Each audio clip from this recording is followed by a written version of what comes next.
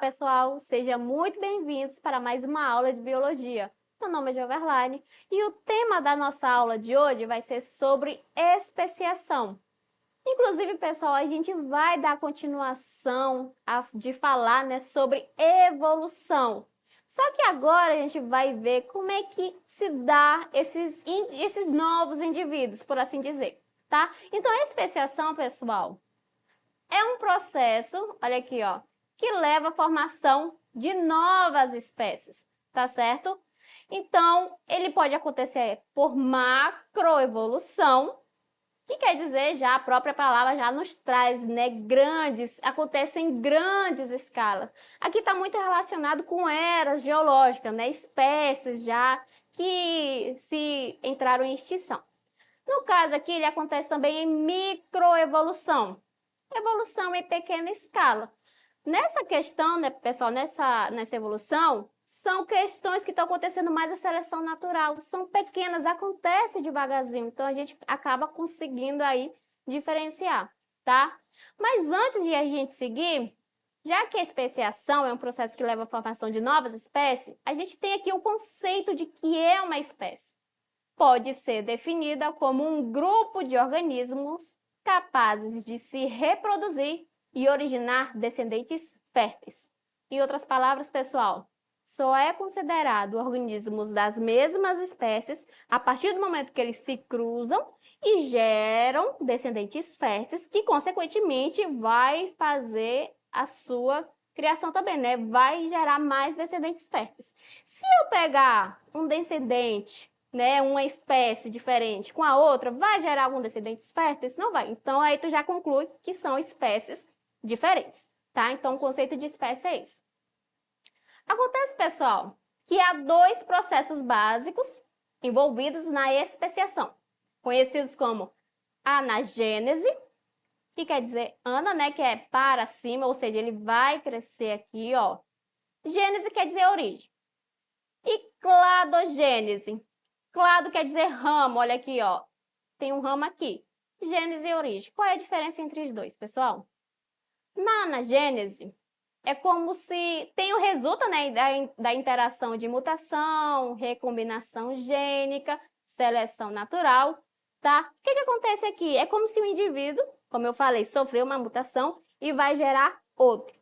Acontece que isso é com o tempo, é claro, fazendo com que a origem, se acaba se extinguindo e gerando aí uma nova espécie. No caso aqui do cladogênese, essa espécie acabou gerando duas espécies diferentes, ou seja, teve uma ramificação aqui. Por algum motivo, por exemplo, aconteceu um isolamento geográfico, uma barreira geográfica existiu entre essa espécie que separou elas, fazendo com que as duas se diferenciassem no ambiente diferente que estão vivendo, então ela acaba se diferenciando, gerando aí espécies diferentes, tá certo? Inclusive, pessoal, comparando entre essas dessas duas especiação, a cladogênese é o que vai impactar na biodiversidade, pois ela vai gerar descendentes com maior número, Vamos dizer aí que vamos ter duas espécies existindo ao mesmo tempo, sendo que foi uma que gerou. Na anagênese, não.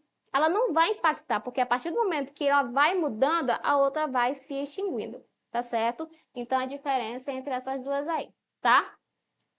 É claro que a especiação, pessoal, ela pode ser dividida em três modos principais: alopátrica, simpátrica e parapátrica. A gente vai falar aí de cada uma delas, tá certo?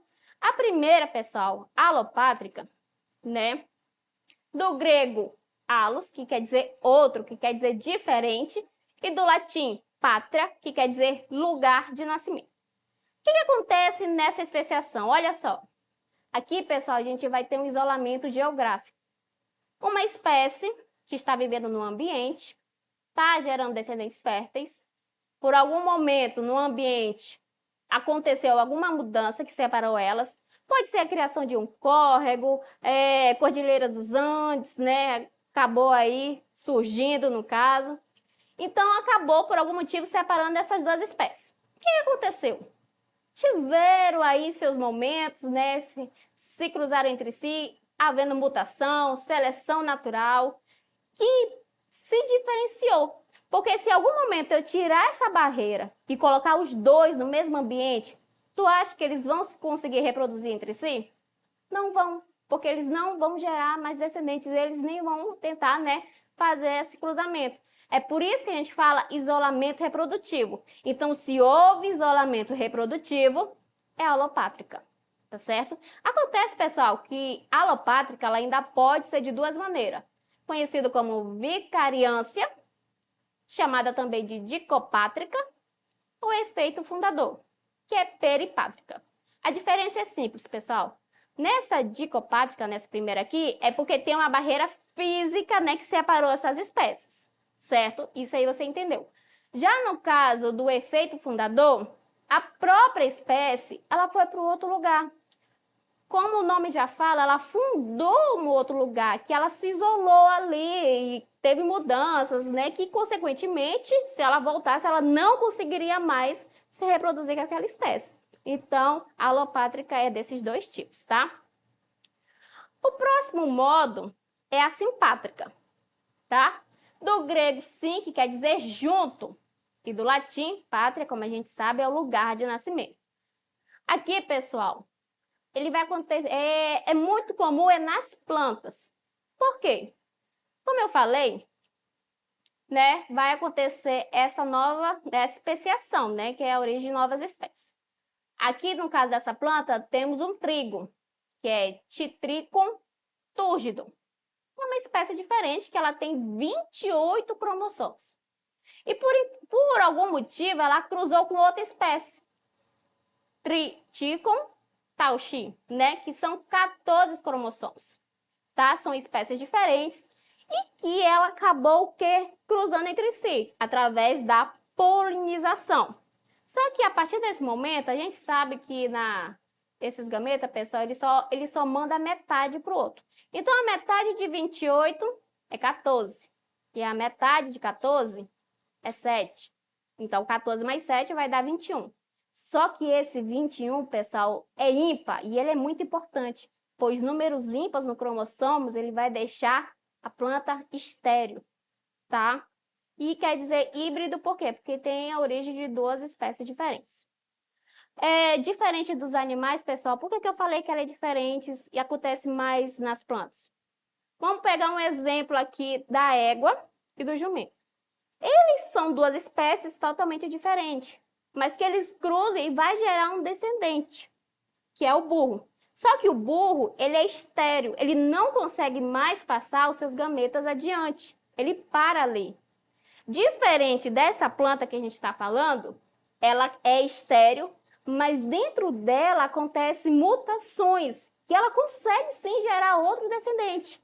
E aqui que a gente vê, é a duplicação do cromossômico, tá? Que é conhecida como poliploidia, tá?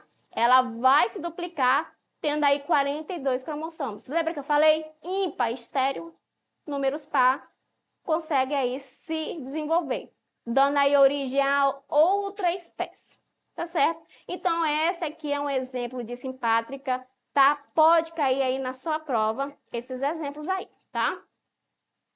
E a última é conhecida como parapátrica, tá? Do grego para, que quer dizer ao lado de, e do latim pátrica, que é lugar de nascimento. Esse é tranquilo. Olha só o que acontece aqui. Em nenhum momento está tendo um isolamento geográfico, em nenhum momento alguém foi para outro lugar, pelo contrário. Eles estão ali um do lado do outro, mas um nicho ecológico diferente, tá? E acaba se desenvolvendo. Nesse exemplo aqui, a gente tem resíduos de mina e um solo não contaminado, tá? Estão no mesmo, querendo ou não, ambiente, porém nicho ecológico, mas que estão ali um do lado do outro. Então, é por isso que é o lado D, tá? E aqui, pessoal, a imagem do resumo aí das nossas especiações, tá? Bem detalhadozinho aí para vocês, de todas aí. E tá falando aqui, ó. Aqui, ó, na primeira tá tendo isolamento geográfico. Peripátrica não, né? Lembra lá do efeito fundador? Pois é, ele foi para outro lugar. Não Parapátrica, ele está ao lado. Não necessariamente ele saiu do ambiente, mas ele está ao lado. E simpátrica é o que acontece aqui dentro, né? Mudança na própria população. E aí a especiação completa está aqui, tá? Então esse aí acaba sendo um resumo para vocês. E por último, pessoal, a gente tem uns tipos de isolamento reprodutivo. Eu falei que quando existe isolamento reprodutivo, né, tem a ação da alopátrica, que eles não conseguem ali mais se cruzar. E a gente tem os tipos, pessoal, olha só. Há vários mecanismos que impedem ou dificultam a troca de alelos entre espécies originadas de um descendente comum. Dois grupos, pré-zigótico, que quer dizer impedir a fecundação. Aqui temos os exemplos. Acontece por isolamento ecológico ou de habitat. Nesse caso aqui, pessoal, quando os animais vivem em ambiente diferente, habitat diferente. Tem o leão e o tigre. Em nenhum momento eles vão conseguir se cruzar, porque estão em habitat diferente. Mas se esses animais tiverem um zoológico, eles vão cruzar e vão gerar, sim, descendentes férteis. Só que na natureza, isso nunca vai acontecer. É por isso que ele se torna aí um isolamento, né, ecológico ou habitat. Temos o isolamento sazonal ou temporal. Aqui, pessoal, é tranquilo também de se identificar. Temporal é quando as espécies estão em época de acasalamento diferente. Uma é de uma estação, outra é de outra estação. Então, eles não ali conseguem porque estão em estações diferentes. O isolamento sexual ou etológico, pessoal, ele vai estudar aí o comportamento.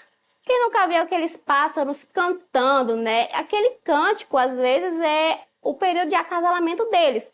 Quando ele canta, ele vai encantar a da sua espécie, a fêmea da sua espécie. Não uma fêmea que está passando lá, viu o cântico e se interessou. Não, tá? Então, isso aí é um isolamento, tá? Entológico.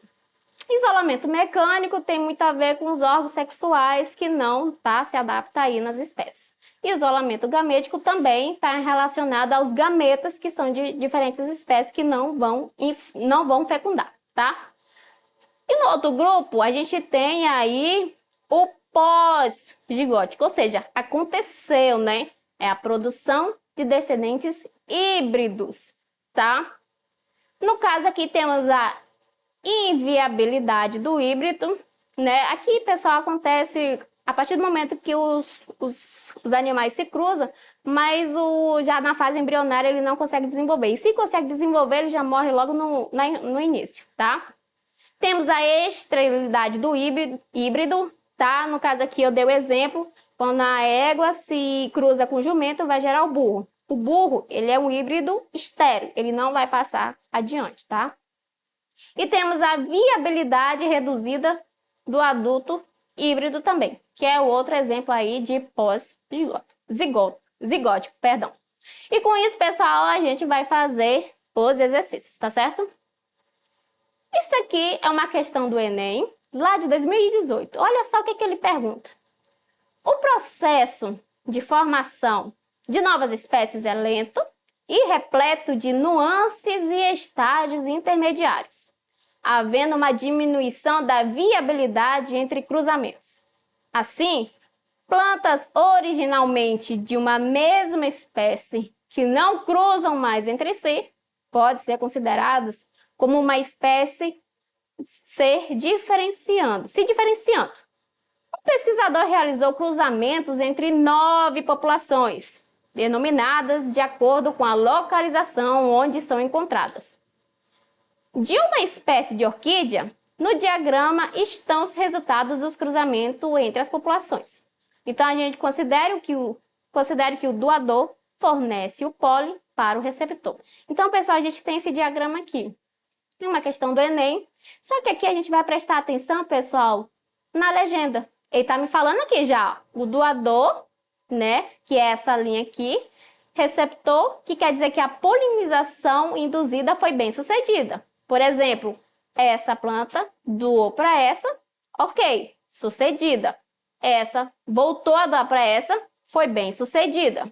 Quer dizer que essas espécies aí, né, são iguais. No caso seguindo a legenda, temos aí o doador da linha pontilhada. Me falando o quê? Que a polinização induzida é inviável ou nula, ou seja, não aconteceu. E agora a questão aqui, ó. Em populações de quais localidades se observa um processo de especiação é evidente? Nessa aula a gente aprendeu o que é especiação. Geração de novas espécies, que tem um isolamento reprodutivo, que não se cruzam entre si. Ponto. Olhando aqui, a gente já mata a questão. Se ele está me falando que isso aqui é bem sucedido, então eu vou atrás das linhas pontilhadas. Quem aqui só tem linhas pontilhadas, pessoal? Essas duas espécies aqui. Querendo ou não, a questão já te dá a resposta. Então, tu vai atrás aqui das questões e já marca. Aí, tipo, Itirapina, né? Ipeti, e tem Alcobaça e Marambaia, tá? São as duas espécies aqui que tem as linhas pontilhadas. As outras, apesar de ter as duas, uma é viável à outra. Então, as alternativas certas, alternativa D. Tranquilo, né? Próxima questão de 2020, pessoal, olha só. Uma população, momento A, olha só, sofre um isolamento em duas subpopulações. Momento B. Por um fator de isolamento, aqui, passando um tempo, essas subpopulações apresentam características fenotípicas e genotípicas. Pessoal, genotípicas e fenotípicas são mudanças, tá? Tanto na aparência fenotípica, tá? É a característica, genotípica tá mais na diferenciação dos genes, tá? E que as distingue no momento C, olha só. Representadas nas figuras pela tonalidade de cor, o posterior desaparecimento do fator de isolamento, ou seja, esse isolamento desapareceu. No 1, pode levar no momento D as situações D1 e D2. Agora eu quero ver, pessoal, qual dessas duas, né, diferenças é a correta. A representação indica aqui no momento D na situação. Alternativa A. D1 ocorre um novo fator de isolamento geográfico. Aqui está tendo um isolamento. A minha questão falou que desapareceu. Então, tu já anula ela. D2.